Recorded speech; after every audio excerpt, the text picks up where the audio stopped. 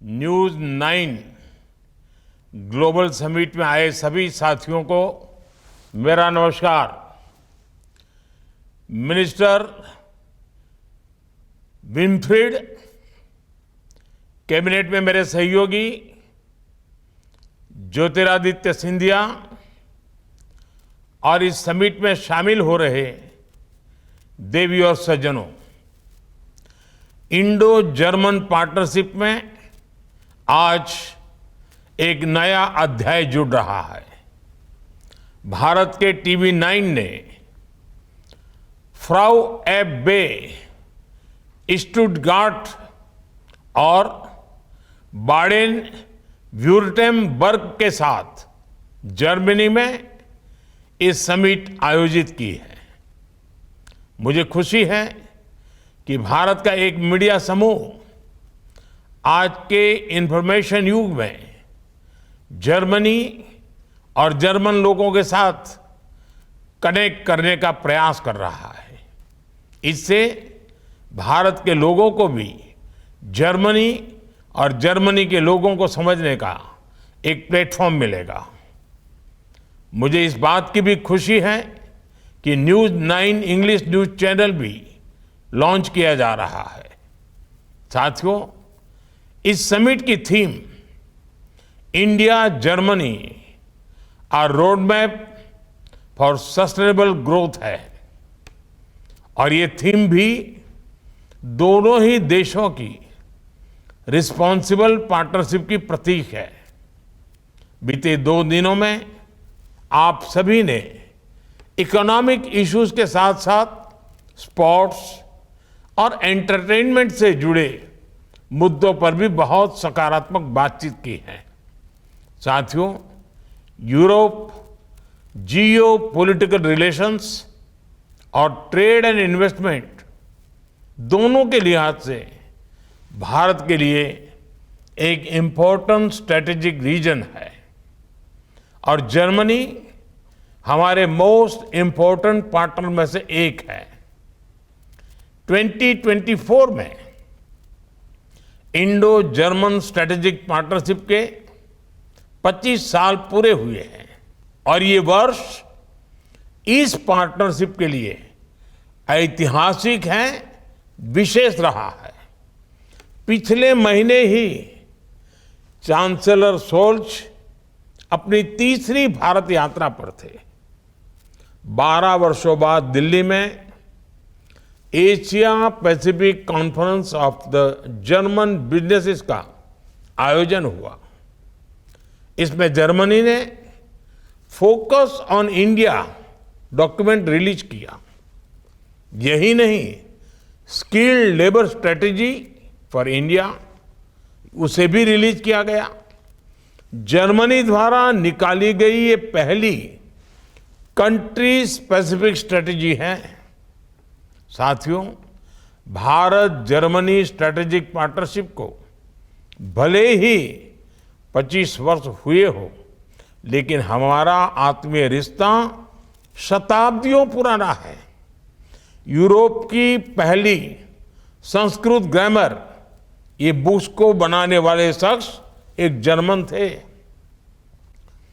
2 German merchants के कारण Germany Europe का पहला ऐसा देश बना जहां तमिल और तेलुगु में किताबें छपी।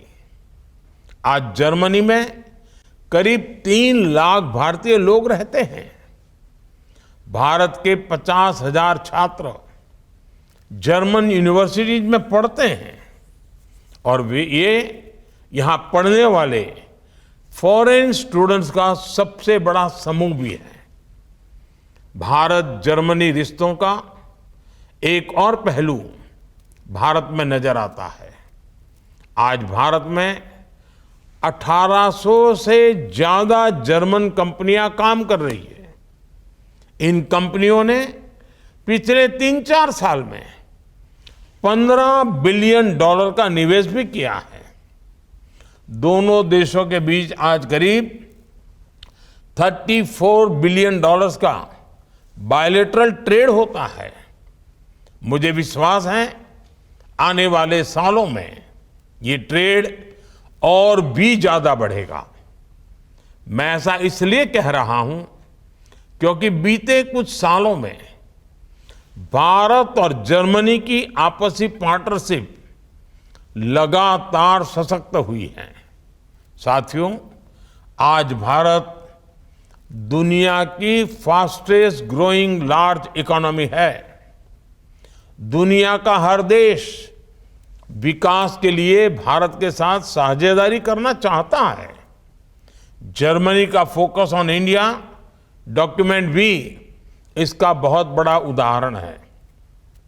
इस डॉक्यूमेंट से पता चलता है कि कैसे आज पूरी दुनिया भारत की स्ट्रैटेजिक इंपॉर्टेंस को एक्नॉलेज कर रही है। दुनिया की सोच में आए इस परिवर्तन के पीछे भारत में पिछले 10 साल से चल रहे रिफॉर्म, परफॉर्म, ट्रांसफॉर्म के मंत्र की बड़ी भूमिका रही है। भारत ने हर क्षेत्र, हर सेक्टर में नई पॉलिसीज बनाई। 21वीं सदी में तेज ग्रोथ के लिए खुद को तैयार किया। हमने रेड टेप खत्म करके ईज ऑफ डूइंग बिजनेस में सुधार किया। भारत ने 30,000 से ज्यादा कंप्लायंस खत्म किए। भारत ने बैंकों को मजबूत किया ताकि विकास के लिए टाइमली और एफोर्डेबल कैपिटल मिल जाए। हमने जीएसटी की एफिशिएंट व्यवस्था रखकर कॉम्प्लिकेटेड टैक्स सिस्टम को बदला, सरल किया। हमने देश में प्रोग्रेसिव और स्टेबल पॉलिसी मेकिंग एनवायरनमेंट बनाया ताकि हमारे बिजनेस आगे बढ़ सके। आज भारत में एक ऐसी मजबूत नींव तैयार हुई है जिस पर विकसित भारत की भव्य इमारत का निर्माण होगा और जर्मनी इसमें भारत का एक भरोसेमंद पार्टनर रहेगा। साथियों, जर्मनी की विकास यात्रा में मैन्युफैक्चरिंग और इंजीनियरिंग का बहुत महत्व रहा है। भारत भी आज दुनिया का बड़ा मैन्युफैक्चरिंग हब बनने की तरफ आगे बढ़ रहा है। मेक इन इंडिया से जुड़ने वाले मैन्युफैक्चरर्स को भारत आज प्रोडक्शन लिंक इंसेंटिव देता है और मुझे आपको ये बताते हुए खुशी है कि हमारे मैन्युफैक्चरिंग लैंडस्केप में एक बहुत बड़ा परिवर्तन हुआ है। आज मोबाइल और इलेक्ट्रॉनिक्स मैन्युफैक्चरिंग में भारत दुनिया के अग्रणी देशों में से एक है। आज भारत दुनिया का सबसे बड़ा टू व्हीलर मैन्युफैक्चरर है, दूसरा सबसे बड़ा स्टील एंड सीमेंट मैन्युफैक्चरर है और चौथा सबसे बड़ा 4 व्हीलर मैन्युफैक्चरर है। भारत की सेमीकंडक्टर इंडस्ट्री भी बहुत जल्द दुनिया में अपना परचम लहराने वाली है।